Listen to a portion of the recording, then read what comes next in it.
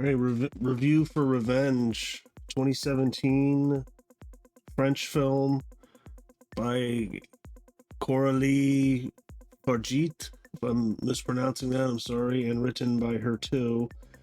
The same director as The Substance. And I gotta say, I really, really liked this movie. Probably even more than The Substance, honestly. Because it's just more my style. It's like an action movie. It's a revenge movie. I thought it was incredible. Like The Substance, there definitely is a feminist angle to the movie, but I don't think it's like obnoxious or really even puts down men in general. I'd say it's more just kind of female empowerment, but in the best way possible, like the Terminator or Aliens or something. And like I just watched also I Spit on Your Grave, and I think this is much better. To me, this movie, I mean, I don't know if she said that it's influenced by I Spit on Your Grave. That's the 2010 version. I know there's one that was made in the 70s. I haven't seen that, but um, it's basically the same plot. They're in the middle of nowhere, just like in that movie. Um, but this has a much more stylized direction. It's better directed. The music's amazing in this movie, like synth. Um, so yeah, I think this does it way better than I Spit on Your Grave. I Spit on Your Grave. That movie just it just kind of is ugly and mean, I would say. And the four guys in that movie are terrible guys. It's just I don't know. Maybe it's because it's not very stylized and it's just kind of straightforward. I didn't really enjoy that movie that much, but this I did, and I'd say this is a much better version of that. I'd rather watch this any day over that. The movie I Spit on Your Grave is kind of just a bland looking movie. I'd say this is a great look, very flashy, great scenes even until the end, like the end. And this is all spoilers. I mean, go check the movie out. I think it's awesome. I wouldn't be intimidated that it's a French movie. You know, if you're like, oh, I don't like subtitles and stuff. No, I think it fits this. And you know, I mean, like the first third is not. Then after the first third, it becomes an action movie. But I think I'm glad it's French. I think it fits. So I wouldn't be intimidated by that. It's just a good time. It's a lot of fun. It's a messed up movie. I mean, you know, like I Spit on Your Grave, these three guys are not good guys. Really bad guys. You know, especially what they do to her, or what one of them does to her. So I'll get into that. Matilda Lutz is the star. She's like, I guess she's dating Kevin Janssens, who plays Richard, and there's like basically two other guys in the movie. And they are gonna go hunting. They're three wealthy married men. I think they're ex-military, but I guess it doesn't say. I kind of thought they were. I think one of them's wearing like a Navy shirt, like the French Navy. So I don't know. I think they're ex-military, but I guess it doesn't say. And basically, one of them, let's say, R words her and beats her.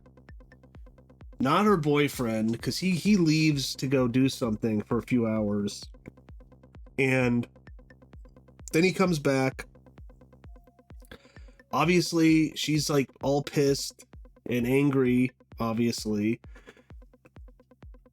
And he handles it terribly. He doesn't really even confront the guy. Like, he should beat the shit out of the guy, but he doesn't. And he's kind of just like, okay, well, how about I pay you a bunch of money, and she wants to go to LA to become an actress. But then he's like, I'll send you to Canada. And he's like, it's pretty much LA, right? And it's like, no. She doesn't agree. He hits her. He gets angry at her. She runs away. And before that, she threatens to call his wife and tell her everything. That makes her hit her. He gets very angry at her. And then she runs away. They all chase her. And then she's like, call the helicopter. I want to go. I want to, go back to France now, or wherever. And she's gonna go tell the authorities. He fakes that he's gonna do that, and then he pushes her off a cliff, and she lands on a tree where the branch goes through her stomach. They think she's dead. Then they're gonna go back around and pick her body up and get rid of it.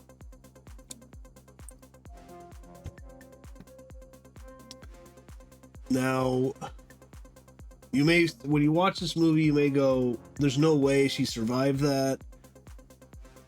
I'd agree, she'd be dead. She would totally be dead. She has like a hole through like her stomach. But the movie's so stylized and so well directed, you're kind of like, okay, well, I want to see where this is going. And she's able to get herself off the tree.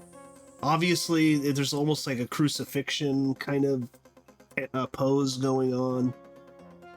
So there's obviously, that was done on purpose. But I just like the movie. I like how, there's a scene after that where she is patching herself up. She has peyote because some guy earlier gave it to her boyfriend, and they were going to do it, but they never did it, and she had it on her. And, I'm not sure this is the best idea, but she does peyote. And the movie kind of implies it like kills the pain. I have no idea, but I like that scene, and she's like tripping balls, and she's in this cave, and then she's able to take the piece of wood out of her, and then she's able to cauterize the wound with a beer can, and that beer can has like a phoenix on it. And then that's imprinted on her stomach. Almost, and then after that, she's almost like reborn into like a killing machine. And I really like that. I thought that I was like, wow, this movie's crazy. So like the movie just keeps getting crazier and crazier. And better, I'd say. Especially after like the first third. I mean, you kind of see where it's going. But like The Substance, there's like, very stylized shots. I'm thinking of like the guy when he's eating these like, I think it's like this marshmallow chocolate candy, and like it's zoomed into his mouth, and he's like pulling it out like this, and I don't know, something about the way that she shoots food. Or the director, and it's not even the same cinematographer as The Substance. I think this movie's even better looking than The Substance, honestly. I do. But yeah, like the food when he's pulling it, and it's just like gross the way that these guys are eating. That reminded me of The Substance, like the scene with Dennis Quaid when he's eating like the shrimp. Definitely the soundtrack has a lot of similarities. I'd say I like this soundtrack even more. Just like this constant synth music beating in the background while she takes her revenge. I just thought it was brilliant. I just thought it was a brilliant movie. Any action movie fan, I'd recommend it to. I mean, I was thinking of First Blood, Rambo. You know, definitely Cronenberg. Definitely Cronenberg. Um, I Spit on Your Grave too. I don't know if she's even seen that movie, but this is basically a very similar movie, but done better in every way, I'd say. There's only like 5 people in the movie too. It's a very small cast. I think it was shot in Morocco. They never say. I don't think they ever say where they are. I thought maybe it was Algeria because of its connections to France, but it's in Morocco, so it's not that far away from France. And I bet wealthy Frenchmen do go there and go hunt. And he has like kind of like a summer home there, so he's a very rich guy.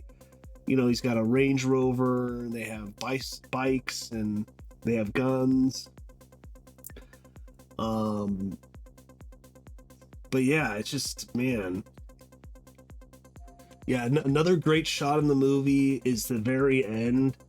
After she kills the main guy, and then she walks out onto that pool. It's beautifully shot. The cinematography is amazing. And then it's like slowly zooming in on her back, and she's just covered in blood. And then she turns her head to the camera, and then boom, it cuts to black. It puts up the title of Revenge. I just was like, man, this movie's incredible. So yeah. There's so many good shots in this movie though. Like even like when the like one of the guys he's like pissing, and he's like pissing, and then there's this spider, and then he's like drowning the spider in his piss. I don't know, just like a weird shot, but just excellent cinematography. So yeah, another interesting thing is the dichotomy of the beginning of the movie when she's like kind of like dressed up as like a Barbie figure, and then the transformation of her to the end of the movie when she is covered in blood and kind of like Rambo.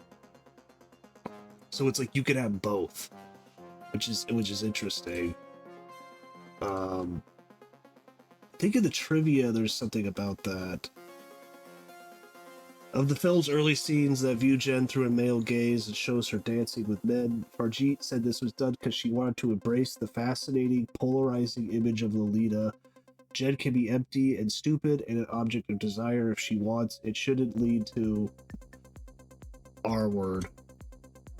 The film features so much blood that, according to the director, the prop team would often run out of fake blood. Of course, the amount of blood loss indicated for both main protagonists is, of course, absurd for human viability. Recovery shown, in particular for Richard.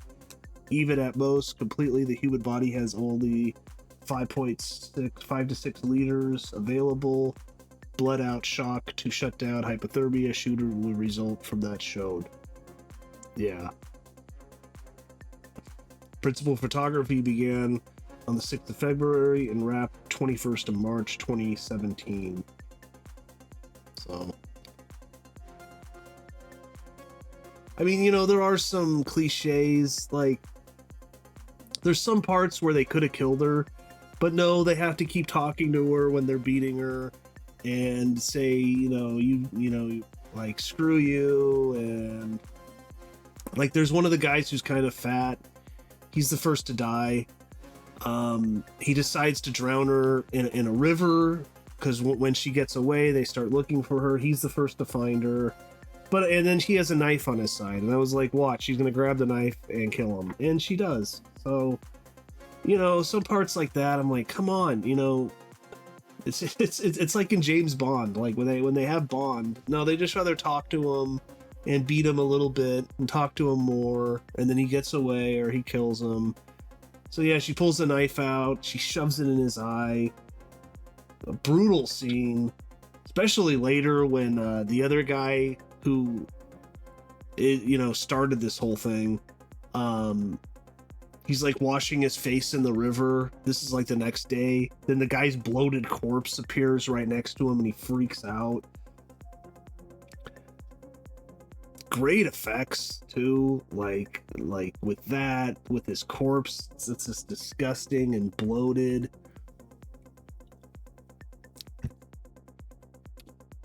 Or like when she's pulling out the piece of wood from her stomach, you know, and when she's hanging on the tree, there's blood everywhere. There's like blood dripping down onto like these ants who were trying to get at her.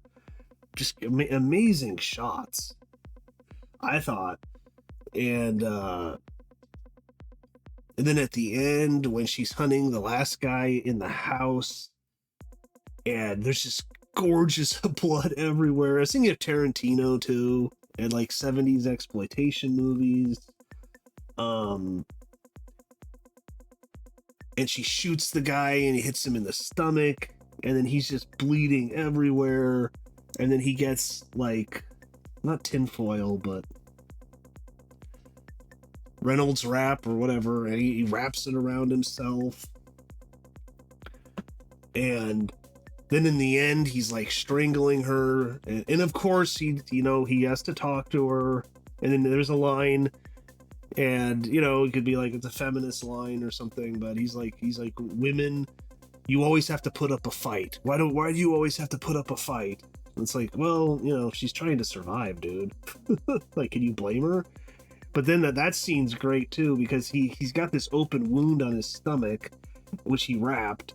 But then she doesn't have a weapon, and she just jams her hand into the open wound in his stomach.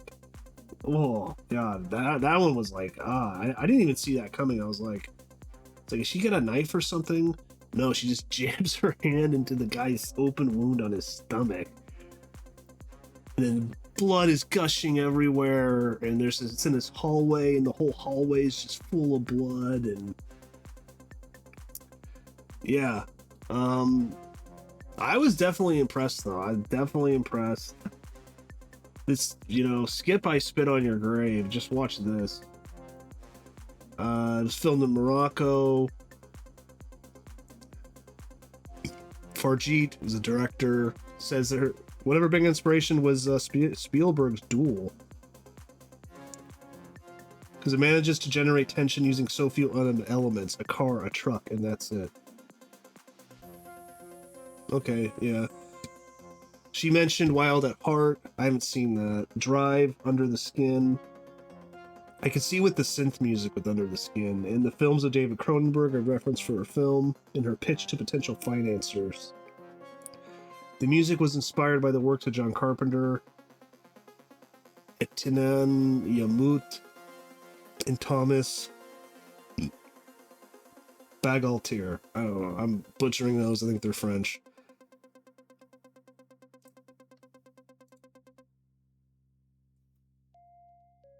Jen, the protagonist, has no further speaking lines after the 26-minute mark of the film. Wow. Wonder what the budget was.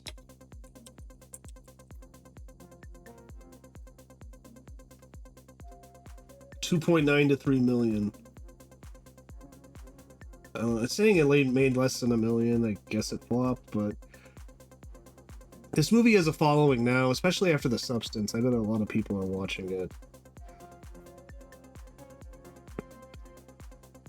Besides being about revenge, there are so many mystical themes throughout the film, like rebirth and transformation. Yeah, this is illustrated when at the beginning she gets pushed off a cliff, then's impaled on a tree in a Christ-like pose, then uses a lighter to ignite fire underneath the tree and have the trunk burn off and break off to free herself. This is exactly like the phoenix that ignites itself and then rises from its own ashes to be reborn. Okay. Definitely later I was thinking of the Phoenix. Later, to cauterize the wound on her side from being impaled, she takes peyote to tolerate the pain. She drinks a beer with a brand name of Phoenix beer with a phoenix on it. And when she finishes the beer, she cuts a square out of the aluminum can, burns it over a fire, and once it's hot enough, she sticks it over the wound to seal it. This leaves the cauterized permanent imprint of the phoenix from the can On her stomach, the phoenix is an alchemical symbol of rebirth and transformation. From this point on, the protagonist transforms and her meditative, bloody, violent revenge begins. Yep. Smash that like button if you could, please. It really helps the channel. Like, comment, subscribe below. Have you seen this movie? Well, what do you think of it?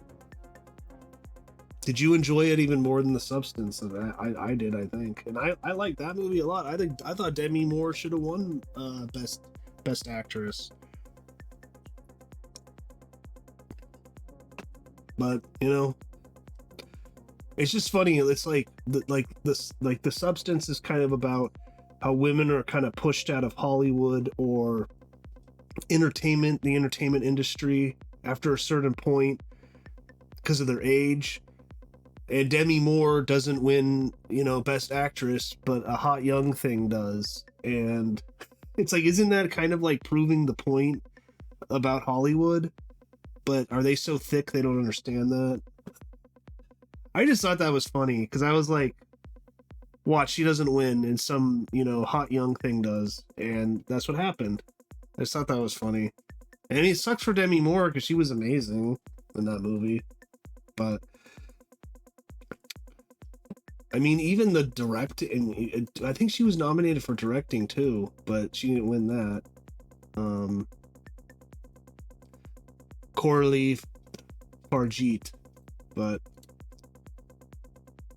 oh well. I honestly, I didn't see, what is it called, the Nora? I haven't seen that, so I can't comment that much, but I doubt I'll think it's better than The Substance. I doubt it.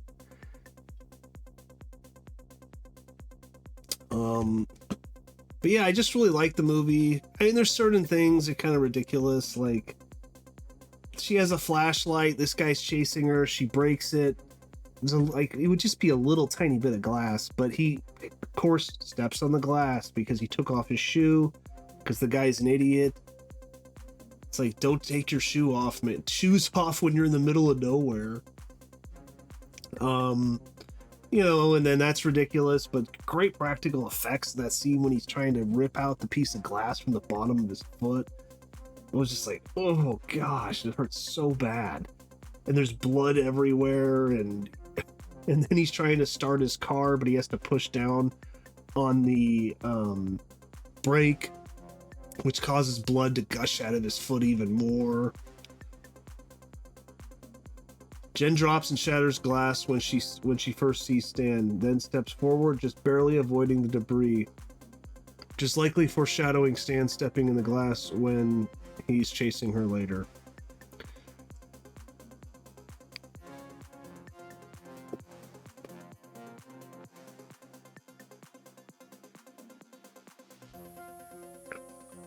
But yeah, I guess that's about it though.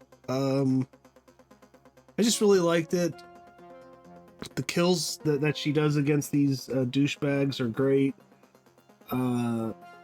Better than I Spit on Your Grave, because at a certain point in I Spit on Your Grave, I don't know, it's almost like it's like torture porn, with what she's doing to some of the guys. And they are terrible guys, but yeah, so yeah, I'd say, check this out. There is a feminist bed to it, but but it's good though. Like I think that's the way to do it. Is this movie? Watch this movie. That's the way to have a feminist twist on the movie, and be very entertaining. So